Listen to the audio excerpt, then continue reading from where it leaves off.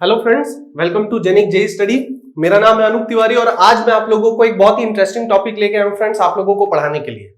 आज का जो मेरा टॉपिक है वो है लेक्चर नंबर 14 में द कॉन्सेप्ट ऑफ बॉयंसी। देखिए फ्रेंड्स, फ्लूइड स्टैटिक्स में जो one of the most interesting topic जो मुझे फील होता है, बहुत अच्छा लगता है मुझे पढ़ाने में भी, वो है द कॉन्सेप्ट ऑफ बॉयंसी। वो इसलिए नहीं है क्योंकि इसका कॉन्सेप्ट बहुत अच्छा है, बट इसलिए भी क्योंकि इससे रिलेटेड एक बहुत ही इंटरेस्टिंग हिस्ट्री भी जुड़ी हुई है, खासकर जब मैं फ्लूइड की बात करूं। ओके फ्रेंड्स, देखिए जो बॉयंसी का जो कॉन्सेप्ट था वो एक बहुत ही बड़े वैज्ञानिक आर्किमिडीज ने दिया था। ओके, तो जो आर्किमिडीज थे वो ग्रीस के बहुत ही बड़े वैज्ञानिक थे और मैं पर्सनली आर्किमिडीज को क्लासिकल एज का एक बहुत ही बड़ा वैज्ञानिक मानता हूं। उसका कारण यह है फ्रेंड्स कि क्लासिकल एज वो एज था जब लोगों के पास बिल्कुल भी रिसोर्सेज नहीं होते थे, जब वो चीजों को इंटरप्रेट करते थे। फॉर एग्जांपल, आज के समय इतनी सारी डिस्कवरीज होती हैं।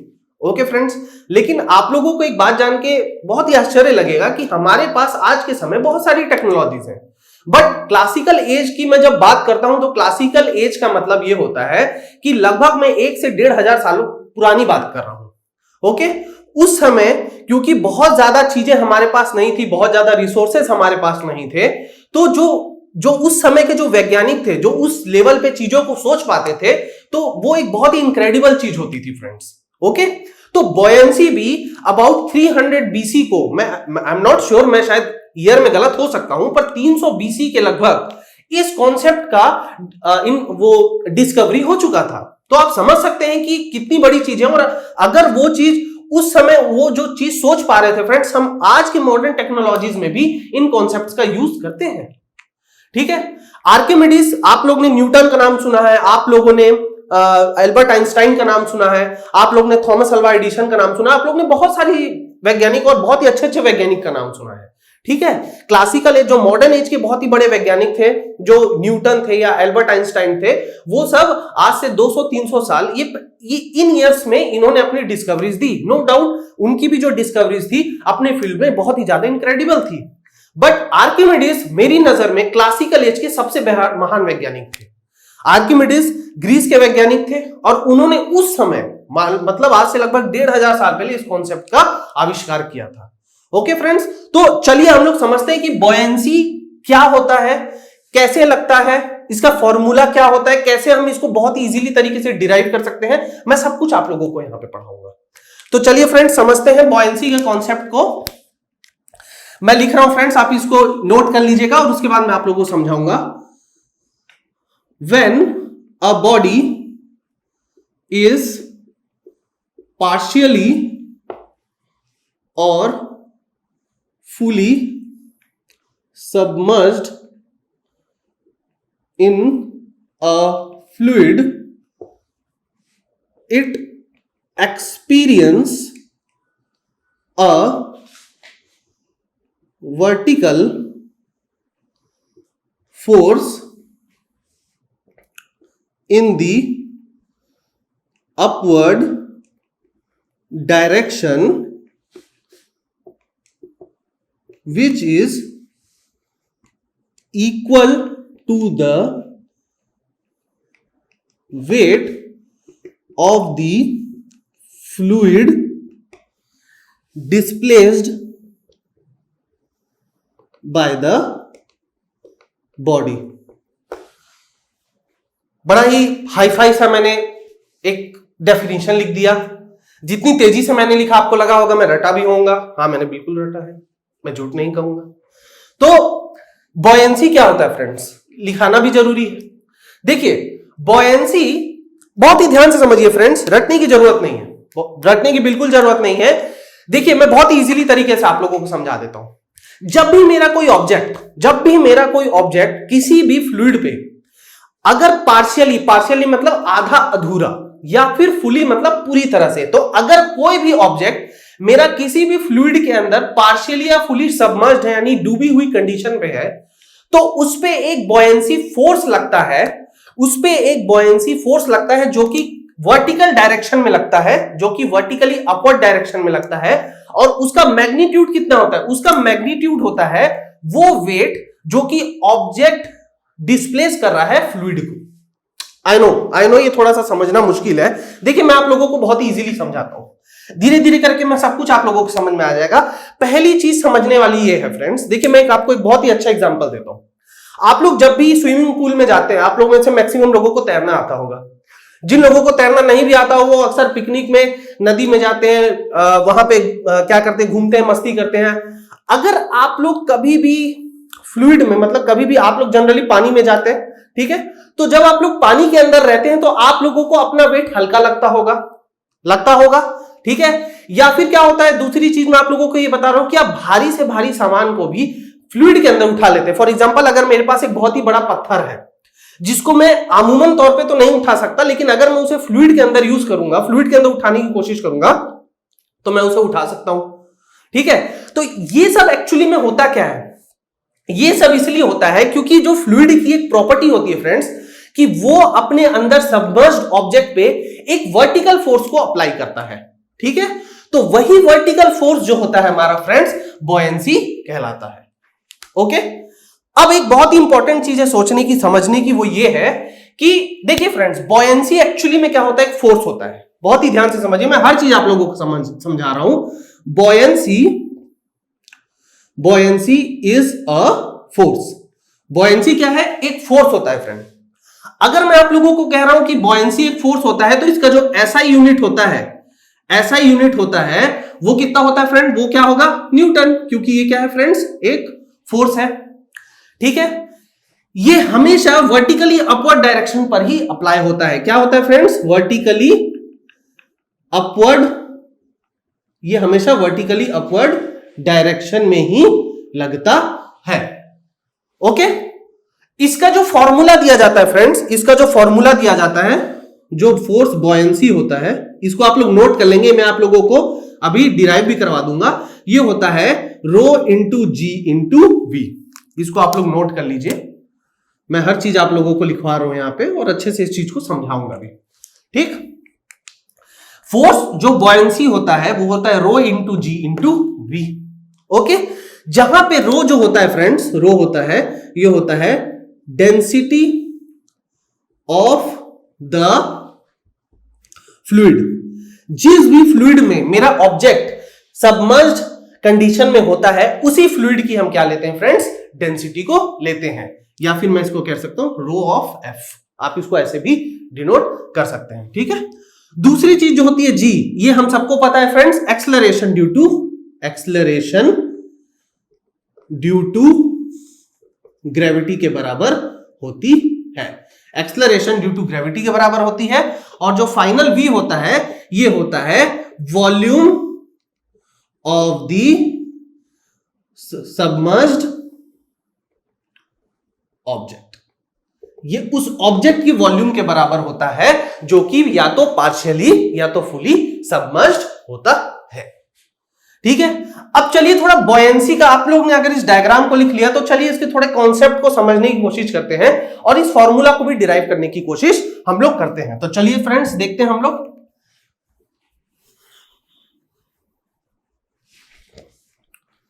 ओके, चलिए बहुत ध्यान से देखिए फ्रेंड्स, मैं क्या कर रहा हूं, मैं एक कंटेनर ले रहा हूं। चलिए मैं एक कंटेनर ले रहा हूं और उस कंटेनर में मैं क्या कर रहा हूं, फ्लूइड ले रहा हूं, कोई भी एक रैंडम फ्लूइड ले रहा हूं। और मैं क्या कर रहा हूं, एक ऑब्जेक्ट ले रहा हूं। ओके, ये रहा मेरा एक ऑब्जेक्ट। इस ऑब्जेक्ट की जो हाइट है, वो है स्मॉल एच, और ये जो ऑब्जेक्ट है फ्लूइड से कैपिटल एच हाइट या डेप्थ पे सबमर्ज्ड कंडीशन में है। ओके फ्रेंड्स, आई होप आप लोगों को ये डायग्राम समझ में आ रहा होगा, ठीक है। इस ऑब्जेक्ट का जो क्रॉस सेक्शन एरिया है, क्रॉस सेक्शनल एरिया, ये हम मान रहे हैं ए। ओके, नाउ अगर मैं आप लोगों को यहां पे ध्यान से दिखाऊं तो यहां पे इस ऑब्जेक्ट पर फ्लूइड की वजह से कुछ प्रेशर लग रहा होगा, ठीक है। उस प्रेशर का जो वैल्यू होता है वो गॉस प्रेशर होता है, ये चीज मैंने आप लोगों को पढ़ाया था। तो मैं ये मान के चलता हूं कि इनके इस सरफेसेस पे, हालांकि हर पॉइंट पे लग रहा है, पर मैं दो सरफेसेस पे बेसिकली इस चीज को डिफाइन करना चाह रहा हूं, वो है ये दो सरफेस। तो यहां पे जो प्रेशर लग रहा है मैं इसको P1 डिनोट कर रहा हूं, और यहां पे जो प्रेशर लग रहा है मैं इसको P2 डिनोट कर रहा हूं। ओके फ्रेंड्स, नाउ अब अगर मैं आप लोगों को एक चीज बताऊं कि जो फोर्स होता है वो होता है फ्रेंड्स प्रेशर इनटू एरिया। ये हमको कॉन्सेप्ट पता है। अगर मैं इस बॉडी पे फोर्स निकालना चाहूं तो बहुत ध्यान से देखिए, फोर्स का एक डायरेक्शन इस तरफ है यानी डाउनवर्ड, एक डायरेक्शन अपवर्ड है। तो अगर मैं इस फोर्स को निकालना चाहूं तो ये फोर्स क्या हो जाएगा, P2A माइनस P1A। मैं लिख सकता हूं फ्रेंड्स, इस प्रेशर की वजह से लगने वाला फोर्स माइनस ये वाले प्रेशर की लगने वाला, इसके प्रेशर की वजह से लगने वाले फोर्स को मैं क्या कर रहा हूं, माइनस कर रहा हूं। ठीक है। नाउ अब अगर मैं इसको लिखूं फोर्स इज इक्वल टू, तो ये क्या हो जाएगा, P2 minus P1 into A। ये मैं लिख सकता हूं फ्रेंड्स।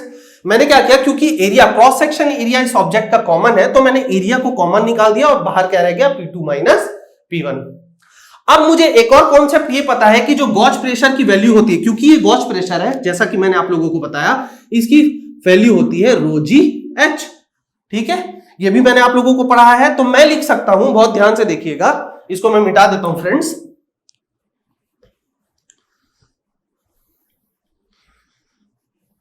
बहुत ही ध्यान से देखिएगा, यहां पे मैं क्या लिख रहा हूं, मैं पहले P2 की वैल्यू लिख रहा हूं, P2। अगर मैं P2 की बात करूं फ्रेंड्स, तो यहां पे लगने वाला जो गॉज प्रेशर होगा उसकी वैल्यू होगी रो इंटू जी इंटू ये टोटल हाइट। ये टोटल हाइट को लूंगा तो क्या होगा friends, capital H plus small h। तो मैं इसको लिख सकता हूं capital H plus small h। Okay. Now अगर मैं P1 की बात करना चाहता हूं फ्रेंड्स, P1, ठीक है, P1 कहां लग रहा है फ्रेंड्स, ये देखिए ऊपर। तो अगर मैं इसको लिखना चाहूंगा तो ये होगा रो इंटू जी इंटू ये हाइट कितनी है फ्रेंड्स, कैपिटल H। ठीक है। अब मैं क्या कर रहा हूं, इन दोनों की वैल्यू को यहां पे पुट कर दे रहा हूं। मैं इसको इक्वेशन नंबर 1 मान रहा हूं, तो इन दोनों की वैल्यू को इक्वेशन नंबर 1 में पुट कर दे रहा हूं। तो फोर्स जो है मेरा P2 minus P1 into A है, तो इसको मैं पुट करूंगा तो देखिए क्या आएगा, rho g H plus H minus rho g H into area. ठीक है, इसको मैं लिख सकता हूं। Okay friends. नाउ इसको मैं क्या कर रहा हूं, ब्रैकेट को ओपन कर रहा हूं, रो जी कैपिटल H प्लस रो g small h minus rho G capital H into area. ठीक है फ्रेंड्स, देखिए रो जी कैपिटल H और रो जी कैपिटल H आपस में एक दूसरे को कैंसिल कर देंगे क्योंकि माइनस हो रहा है। तो यहां से जो फोर्स मेरा निकल के आया फ्रेंड्स, फोर्स ये क्या है, rho g small h into area. Okay. Now हमारे पास एक कॉन्सेप्ट होता है फ्रेंड्स कि एरिया ऑफ द बॉडी, देखिए मैं एक चीज लिख रहा हूं, area of the body into height, और ये भी एरिया कौन सा है, ये है क्रॉस सेक्शनल एरिया। ठीक है, मैंने आप लोगों को बताया था कि क्रॉस सेक्शनल एरिया है। तो जब भी हम क्रॉस सेक्शनल एरिया किसी भी बॉडी को उसकी हाइट से जब हम मल्टीप्लाई करते हैं तो वो होता है वॉल्यूम ऑफ द बॉडी। क्या हो जाता है friends, volume of the body. ठीक है, तो अगर मैं इस चीज को देख रहा हूं तो ये cross sectional area into height है, तो इस पोर्शन को मैं क्या लिख सकता हूं, रो जी वी। यही जो बॉयंसी फोर्स है हम कैलकुलेट कर रहे थे और इसी का फॉर्मूला भी मैंने आप लोगों को लिखवाया भी था। ठीक है फ्रेंड्स, तो ये होता है बेसिक इसका डेरिवेशन। कितना इजी है फ्रेंड्स। मैंने क्या किया, मैंने एक ऑब्जेक्ट को सबमर्ज्ड कंडीशन में रखा, मैंने उसमें हाइट डिफाइन कर दिया, क्रॉस सेक्शनल एरिया को ए ले लिया और उसके लगने वाले अपर सरफेस और लोअर सरफेस में प्रेशर की एक वैल्यू को डिनोट कर लिया। उस प्रेशर की वैल्यू को जब मैंने गॉज के टर्म्स में लिखकर फॉर्मूला में पुट किया, जो कि होता है pressure, force is equal to pressure into area, तो वहां से डायरेक्टली मेरा बॉयंसी फोर्स का क्या आ गया, हमारा वैल्यू आ गया। ठीक है, और यही फॉर्मूला मैंने आप लोगों को अभी थोड़ी देर पहले बताया था। अब देखिए फ्रेंड, जहां तक मैं फिजिकल सिग्निफिकेंस की बात करूं, यानी कि बॉयंसी फोर्स के फिजिकल सिग्निफिकेंस की बात करूं कि एक्चुअली में होता क्या, जो मैंने डेफिनेशन में लिखवाया था वो देखिए क्या होता है फ्रेंड्स।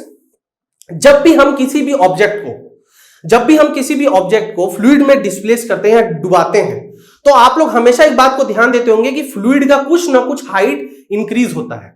ठीक है, आप लोग हमेशा ध्यान दीजिएगा कि जब भी हम लोग, जैसे मैं एग्जांपल पानी का ले लूं, अगर मैं एक गिलास पानी रखा हूं और उसमें मैं कोई भी चीज को डुबा रहा हूं, तो क्या होता है, पानी का लेवल इंक्रीज होता है।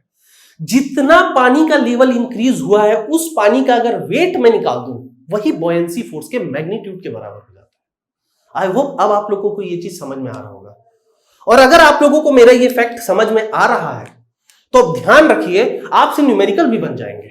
मैंने क्या कहा फ्रेंड्स, मैंने कहा कि अगर किसी फ्लूइड में मैं किसी ऑब्जेक्ट को सबमर्ज्ड कंडीशन में पुट कर रहा हूं तो उस सबमर्ज्ड कंडीशन में यह होता है कि फ्लूइड का कुछ ना कुछ क्या होता है, डेंसिटी या कुछ ना कुछ वॉल्यूम इंक्रीज होता है।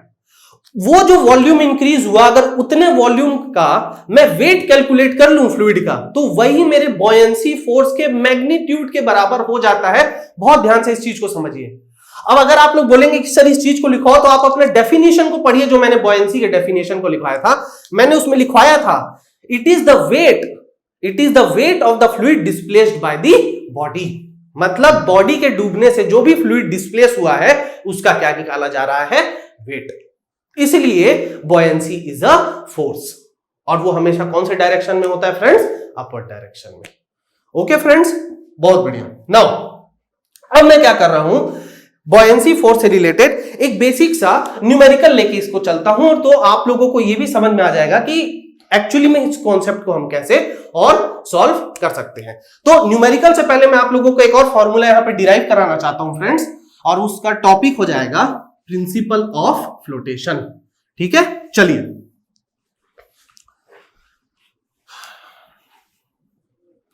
इस चीज को समझते हैं। चलिए देखिए फ्रेंड्स, मैं क्या कर रहा हूं, फिर से एक कंटेनर मान ले रहा हूं जिसमें किसी ना किसी टाइप का फ्लूइड है। मैं इस कंटेनर में एक बॉडी ले रहा हूं। ओके फ्रेंड्स, इस बॉडी की हाइट को मैं मान रहा हूं कैपिटल H, और जितना भी बॉडी का पार्ट है जो कि सबमर्ज्ड कंडीशन में या फिर डूबी हुई कंडीशन में है, मैं उसको मान लेता हूं स्मॉल h। ओके, अगर मैं आपसे यहां पे लिखना चाहूं कि मैं यहां पे कैलकुलेट करना चाह रहा हूं प्रिंसिपल ऑफ फ्लोटेशन, मैं आपसे यहां क्या कर रहा हूं, प्रिंसिपल ऑफ फ्लोटेशन के बारे में आप लोगों से मैं करना चाह रहा हूं, और इसी से रिलेटेड हम न्यूमेरिकल्स सॉल्व करेंगे। तो अगर मैं प्रिंसिपल ऑफ फ्लोटेशन के हिसाब से यहां पे जाऊं तो देखिए यहां पे क्या हो रहा है फ्रेंड्स, अगर मैं डेफिनेशन के हिसाब से जाऊं तो देखिए मैंने आप लोगों को एक बहुत ही पहले एक बताया था कि वेट ऑफ द ऑब्जेक्ट को, वेट ऑफ द फ्लूइड को मैं कैसे डिनोट कर सकता हूं। देखिए फ्रेंड्स, वेट जो होता है, बहुत ध्यान से देखिएगा, वेट जो होता है वो होता है mass into acceleration due to gravity. मैंने आप लोगों को ये कॉन्सेप्ट बताया था कि वेट जो होता है वो होता है mass into acceleration due to gravity. Okay, यानी कि मैं इस चीज को लिख सकता हूं m इंटू जी वेट। ओके, हमको फ्लूइड की एक और बेसिक कॉन्सेप्ट के बारे में पता है, वो ये होता है कि density is equal to mass upon volume. ये भी एक होता है फ्रेंड्स। तो मैं यहां से मास को क्या लिख सकता हूं, मैं यहां से मास को लिख सकता हूं डेंसिटी इंटू वॉल्यूम। ठीक है, ये मैं लिख सकता हूं। तो अगर मैं इसके मास को यहां पे डेंसिटी इंटू वॉल्यूम लिख सकता हूं, तो मैं इस मास को यहां पे पुट कर दूंगा जब इसकी वैल्यू, तो वेट की जो वैल्यू आ जाएगी वो हो जाएगी रो इंटू जी इंटू वी। ओके, चलिए ये आगे मेरी वेट ऑफ दी ऑब्जेक्ट। अब बड़े ध्यान से समझने वाली बात है कि अभी जो मैंने बॉयंसी का फॉर्मूला आप लोगों से करवाया था वो एक्चुअली में क्या था, वो भी तो एक्चुअली ऐसा ही फॉर्मूला आ रहा था। तो फिर फर्क क्या हो गया, बहुत ध्यान से समझिए फ्रेंड्स। अभी मैंने वेट ऑफ द ऑब्जेक्ट, यहां पे मैं जो ऑब्जेक्ट लिया हूं फ्रेंड्स, इसका मैंने क्या किया है, इस ऑब्जेक्ट का मैंने आप लोगों को वेट अभी मैंने लिख के दिखा दिया, ये होता है रो इंटू जी इंटू वी। ठीक, अगर मैं आप लोगों को weight of the object rho into ji into V लिखवाया हूं और बॉयंसी का भी मैंने वही फॉर्मूला लिखवाया, तो फर्क क्या पड़ रहा है अभी समझ में आता हूं। देखिए क्या हो रहा है, मैं अगर इस बॉडी का वेट लेता हूं, इस बॉडी का वेट ऑफ द बॉडी, ये है rho of the body into ji into Genic Prime is the new features by Genic Education where you will get 450 plus video series questions explanation, Prime Facebook group for doubt solving, assignments, live sessions and many more. If you are interested then visit website and join quickly. For any query call on 9837933283. Cross sectional area कौन सा होगा friends, ये वाला। Okay, cross sectional area into capital H, क्योंकि इसकी पूरी height कितनी है friends, capital H is equal to rho of the fluid into cross sectional area into small H, क्योंकि वो जो स्मॉल एच है वो उतना ही पोर्शन है बॉडी का जो कि फ्लूइड को क्या कर रहा है, डिस्प्लेस कर रहा है। तो इससे क्या होगा, देखिए क्रॉस सेक्शनल एरिया भी दोनों के केस में क्या है, सेम है, तो उसको भी मैंने वहां से कैंसिल कर दिया। तो ये क्या आ गया friends, rho of the body into capital H is equal to rho of the fluid into small H. यही आपका क्या होता है friends, principle of flotation. I hope आप लोगों को ये चीज समझ में आया होगा। अगर आप लोगों को ये कॉन्सेप्ट समझ में आ गया तो मैं आप लोगों से प्रॉमिस करता हूं नेक्स्ट लेक्चर में मैं इसके जो भी न्यूमेरिकल लाऊंगा आपको बड़ी इजीली समझ में आ जाएगा। आप मेरे इस वीडियो को एक दो बार और देखिए और बहुत ध्यान से कॉन्सेप्ट ऑफ बॉयंसी को समझने की कोशिश करिए कि जो wait of the fluid displace हो रहा है वो बॉडी के कितने पार्ट से हो रहा है। अगर ये पूरा का पूरा बॉडी सबमर्ज्ड कंडीशन में होगा, अगर ये पूरा का पूरा बॉडी सबमर्ज्ड कंडीशन में होगा तो वहां पे रो ऑफ द बॉडी क्या हो जाएगा, यहां पे भी एच और यहां पे भी एच। देखिए जरूरी नहीं है कि अगर बॉडी पूरी तरह से सबमर्ज्ड हो तो दोनों का क्या हो, डेंसिटी बराबर हो। यहां पे मैं फ्लोटिंग कंडीशन के लिए एक प्रिंसिपल ऑफ फ्लोटेशन, मैंने आप लोगों से सिखाया है, प्रिंसिपल ऑफ फ्लोटेशन के लिए ये फॉर्मूला वैलिड है, ठीक है। अगर मैं आपसे कहूं कि आयरन पानी में डूब जाता है, आयरन पानी में डूब जाता है, तो इसका मतलब यह है कि आयरन की डेंसिटी पानी से ज्यादा है, वहां पे हम प्रिंसिपल ऑफ फ्लोटेशन को यूज नहीं करेंगे, हम ये फॉर्मूला सिर्फ फ्लोटिंग ऑब्जेक्ट के लिए क्या करेंगे, यूज करेंगे, ठीक है। ओके फ्रेंड्स, तो चलिए अगर आप लोगों को ये सारा कॉन्सेप्ट समझ में आ गया है, बॉयंसी फोर्स का formula, wait of the body, principal of flotation, तो आप लोगों से मैक्सिमम न्यूमेरिकल्स सॉल्व हो जाएंगे, ठीक है फ्रेंड्स। तो नेक्स्ट लेक्चर में यानी कि लेक्चर नंबर 15 में हम बॉयंसी से रिलेटेड 2 से 3 न्यूमेरिकल्स को सॉल्व करेंगे और देखेंगे कि इसके न्यूमेरिकल्स किस टाइप के आते हैं और हम उसे कैसे बना सकते हैं। अगर आप लोगों को मेरे वीडियोस अच्छे लगते हैं फ्रेंड्स तो लार्ज से लार्ज नंबर में देखिए, मेरे वीडियोस को लाइक करिए, सब्सक्राइब करिए, लोगों के साथ शेयर करिए और मेरे से क्वेश्चंस पूछिए, कमेंट सेक्शन में मुझसे पूछिए कि आप लोगों को क्या चीज समझ में नहीं आता है, मेरे को आप लोगों को क्या तकलीफ हो रही है, क्या टॉपिक आप लोगों को पढ़ना चाहिए, मैं हर तरह से आप लोगों की हेल्प करने के लिए तैयार हूं फ्रेंड्स, ठीक है फ्रेंड्स। तो इसी से आज का ये लेक्चर खत्म करते हैं, नेक्स्ट लेक्चर में इसके न्यूमेरिकल्स के साथ मिलेंगे, तब तक के लिए थैंक यू।